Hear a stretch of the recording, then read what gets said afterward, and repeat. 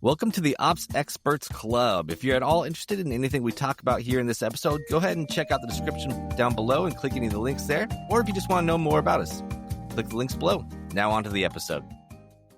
Ops Experts Club. Ops Experts Club. That's it, 100%. Terryn, I think we're on some. I think that intro. What are we on to? I think we could maybe take that on the road. I think if you and I did a combo intro together, like song, dance a jig, I think we can make something pretty cool out of that. Yeah, I got a jingle. I still need to make my jingle. I love jingles. Is it good? Scale of 1 to 10, good, not so good. It will be good. Dude, that's it. That's all you need. You sold me on it. Well done. Speaking of sales, we thought today we would talk about a sales and marketing plan. So, we've been talking about annual planning. It's the fourth quarter here, and we're prepping to start up the new year. And, we just got back from annual planning. We talked about what goes into an annual plan a few weeks ago. We did an annual plan retrospective perspective, like Terryn, and we had some whole etymology discussion about the word. And then from there, I thought from annual plan to the annual plan retrospective perspective, then moving on to how do you monetize that though? What do you do with those goals? You come out of annual planning, you have goals. How are we going to execute to that? And so we've contracted with somebody that I think is really, really smart. Her name is Rachel Stivers. She has a marketing agency called the Platform Consulting Agency, and she does an excellent job at helping you firm up your SAM plan, sales and marketing plan. And so I think that we had talked about today, it would be a great thing to walk people through. How do I make my annual plan actionable? And SAM plan's a way to do it.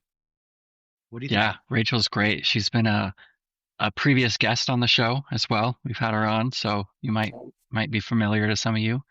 And she is just great at all things marketing and the SAM plan in general, being the start of it, but then the execution of marketing as well, all the way through to the end.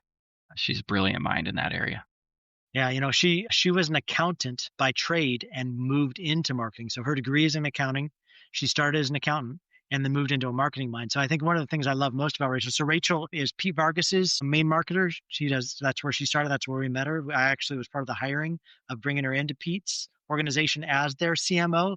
And then from there, Pete started with Rachel, Platform Marketing Consulting. This whole idea of they're going to be an agency that actually does marketing, not only for Pete, but for Pete's clients and other people that are Pete's friends. And then people that, obviously like us, were referring her out. So the thing I love about Rachel is she's done marketing for some really big names. Grant Cardone, Pete Vargas, the Warries, just done some really big name stuff, but also has a mind that's not just, sometimes with marketers, I feel like it can get a little woo-woo, where it's all like flash and smoke and mirrors. Yeah, but is this working? Are we making traction? Are we just getting on these calls and just talking in circles and getting excited about ideas? But it's we're not metrically drilling down on it. I think ads, sometimes you can get back to a ROAS or a return on your investment when it comes to marketing dollars that goes into it. But other than that, are we really paying attention to metrics? And Rachel's SAM plan for me is the beauty of marrying her marketing mind with her accounting mind, because it takes it and it makes all of your metrics very trackable. Let's convert all of our energies into numbers, and then let's ask ourselves the hard question on, are we making our goals? Mm-hmm. Yeah, and they go into great detail even on sources too. Where is everything going to come from? Where should we allocate these leads and these sales from? And then once you know where you want your sources to be or what buckets you have for that, that's where your energies are going in. If you've got affiliates, that's a different subset of people managing than ads or even email marketing or even event leads or anything like that. So your sources really tell you, okay, which people need to be focused in on which area at which time. Yeah, Rachel's tool is really pretty brilliant and brilliantly simple, right? Because sometimes I think that I see brilliant tools and I'm like, wow, that thing is so amazing. I'm so intimidated by that. What do I do with that? It looks really cool, but that doesn't look easy. The thing that I love about Rachel's tool is it's stupid simple, but profound. And it's exactly like you're saying. She has you line out all your offering. She has you say, okay, what products are we trying to sell?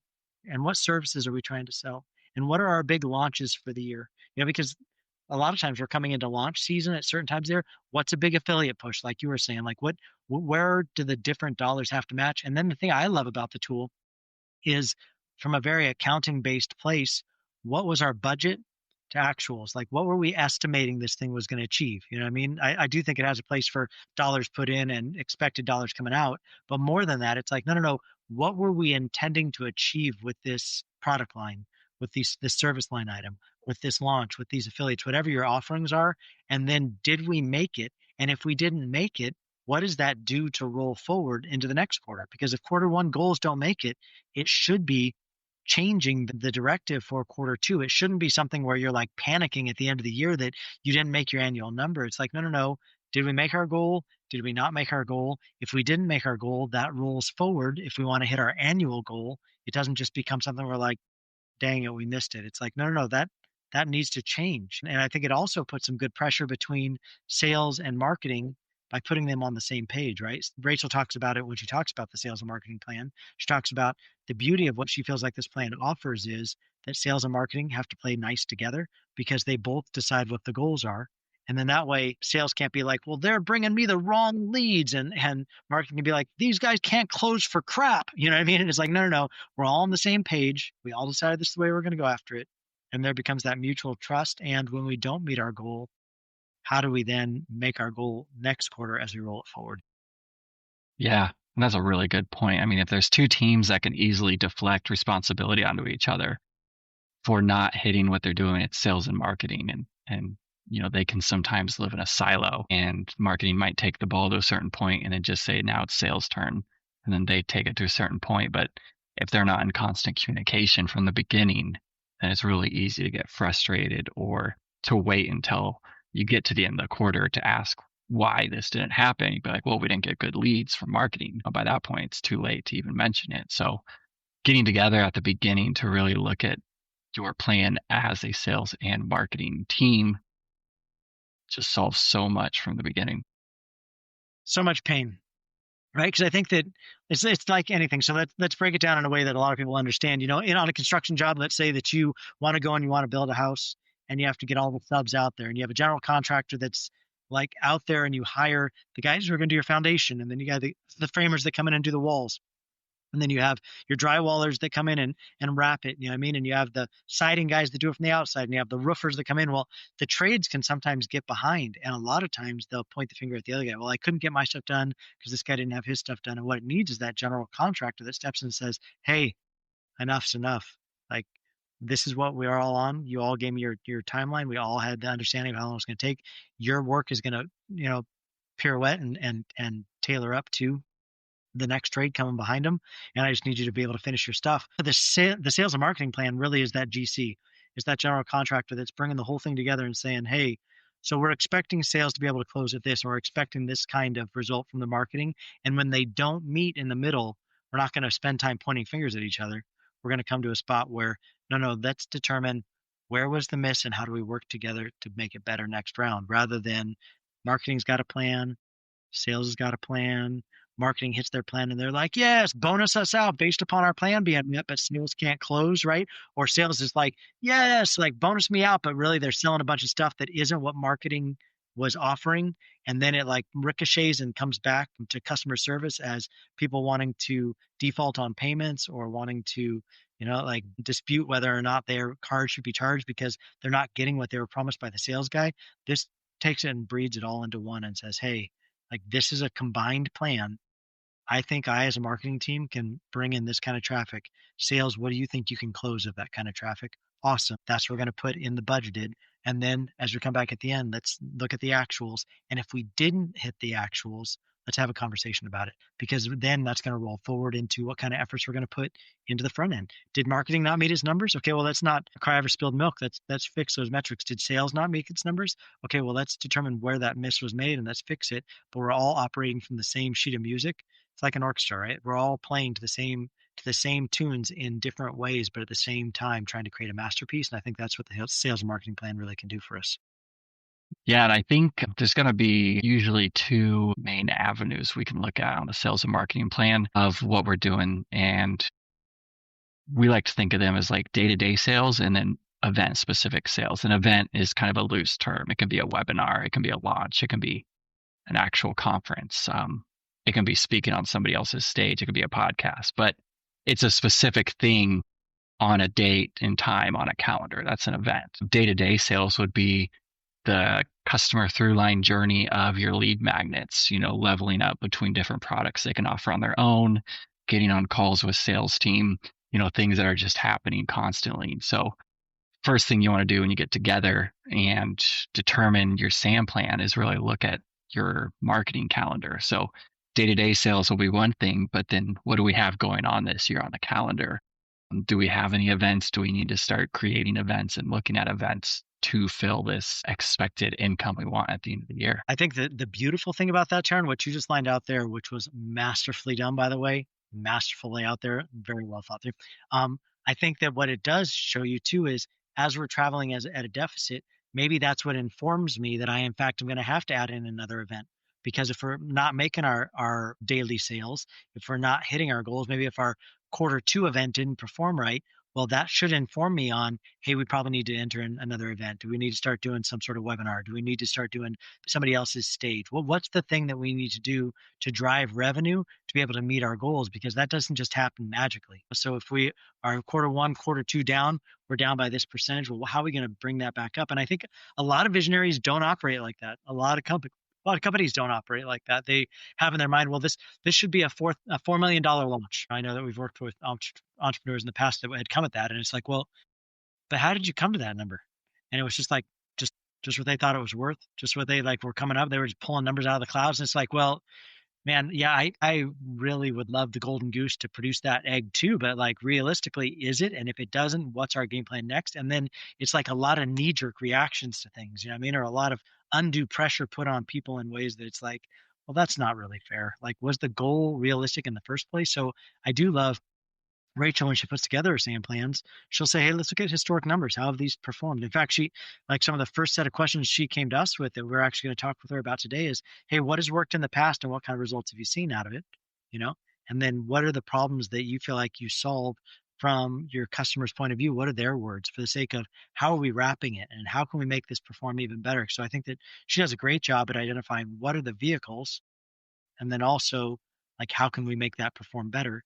And then as you hold it to plan, okay, so everything works to plan until it doesn't, right? So how can we make it not knee jerk, but it's just, no. If that doesn't work, we know that these are the levers we need to pull to be able to lift our sales to compensate for that in the upcoming quarters. Yeah. And a good thing you brushed up on there when you're talking about how much you want to earn is if you don't have historicals yet, it could be a little bit harder for you that first go round to be able to work the numbers backwards. You could have goals, but they could be off the first time you do something. But as soon as you start doing these things over and over again and getting into different niches and deciding where you actually do want to speak because your more profitable segment of customers comes from there, then you can actually determine, okay, if I put X amount of ads into this event and I'm going to give this talk and sell this product and we can expect this many registrations, we know we're going to make between this and this amount just based on history. And so that's really going to be helpful too further down the road. The more you do this every year, you're just going to keep compiling that data. Yeah. And I think another thing along those lines that's really smart that you touched in on there as well is what's a realistic goal? If you don't have data informing you, I would say be conservative in your goals, right? What's your realistic goal? And then what's your stretch goal? It's fine for you to have a stretch goal, but let's make sure we call it a stretch goal. And let's not come into it expecting everything. And let's come in it and expecting, hey, but conservatively, I think we can probably expect about this amount. And however you extrapolate that, right? That probably starts at the beginning, right? From the beginning, if you're running ads, how many opt-ins are we hoping for? And from those opt-ins, how many people are we hoping are going to actually show up on the webinar? And from those, how many that show up on the webinar, what's a realistic closing ratio we think we can close from, whether that be, click to buys or book of calls, and from the book, if it's book of calls, what do we think that the show ratio is going to be on the book of calls? And then what's the closing for our sales guys? And from there, let's extrapolate realistic numbers. Use percentages that are conservative. Don't set your people up to fail, and then maybe incentivize them to be able to actually hit those reach goals so that it's something we can all celebrate together. Because I think if you do it the other way, You don't have historical data. You pulled a wild ass number out of the clouds. You know what I mean? Like just wild ass guess. So, wag out of the clouds. Yeah, maybe we might hit that, but you're probably going to be setting yourself up for frustration, disappointment, and overwhelm, right? So let's be realistic on things we haven't vetted before. So use historicals on what we have historicals for, and then be conservative on what you have that is new. And then from there, use that as historical moving forward. Like, so it's okay not to have tried some before. Just don't come to it. Visionaries are so classic with, this is my best idea ever. I know this is going to kill. I know so many people are going to buy this. And it's like, but do you? Like, nobody knows until we try it, right? So I think that just come at it realistic. Yes. And your people will be much happier if they can hit an attainable goal or even So get close to an attainable goal than just be way off of a goal that was a whack, just a wild ass goal. They're not going to be happy either. And they're going to feel like they were set up for failure from the beginning. I know Daryl, who is part of Ops Experts Academy, has a martial arts gym up the street. I train with him twice a week. And I've learned with Daryl, he'll say, hey, go ahead and just give me however many you can do real quick. And I've learned, no, that's code for he's going to make me do more the next time. Right. And so I'm always like, well, like how many though you think? Or like I'll make him do it based on an amount of time or something like that. I'll try and re-ratchet it back from my direction because I've just learned, like, he's like, no, just do as many as you can do in 1 minute. And so then I do 50, like whatever the exercise is. And then he goes, awesome, that was a great job. Take a breather. Okay, next time we're gonna do a minute. I'd like you to do 60. I mean, I like whatever it is, because he's gonna push me. So you're gonna get your way in the end, visionary. Sometimes it just takes, like, we need to establish a bar so that we know what we're going to push people to. But if you don't have a bar, all you're setting yourself up for is discouragement and frustration, right? Your people are going to be discouraged, you're going to be frustrated. So, like, let's determine what the bar is first round, and then from there, then make your goal. I think we could lift that by 10%. Let's try it.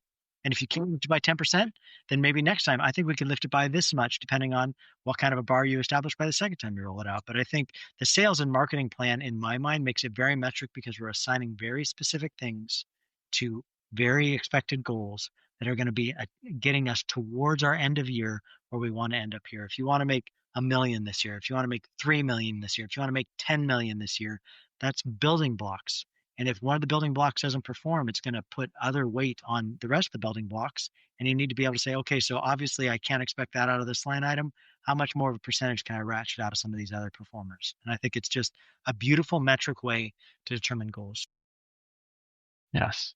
It's a beautiful piece of art too, once you put it together and you get to look at it. It is, Terryn. It is a beautiful piece of art. So if you guys are interested in the sales and marketing plan, we would love to make an introduction to you to Rachel Stivers, or you can look her up. Platform Consulting Agency, I think is PCA is what they go by. But have a SAM plan. If you need a SAM plan model, I think she might offer one as a lead magnet. I'm not sure, but we can try and get that over to you. Hit us up on our socials, and we'd love to make the intro or get you a lead to her lead magnet. Ops Experts, thanks for joining us today. Terryn Turner, always, it's just an high honor to be with you on the show every single week. Hi. High honor.